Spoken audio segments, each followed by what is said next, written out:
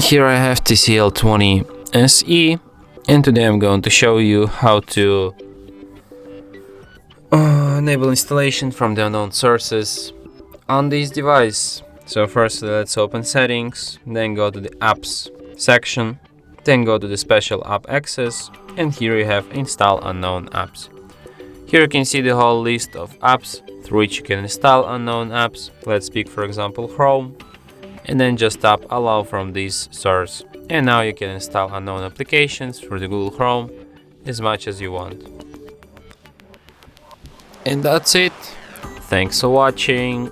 If you find this tutorial useful, don't forget to hit that like button and subscribe to our channel.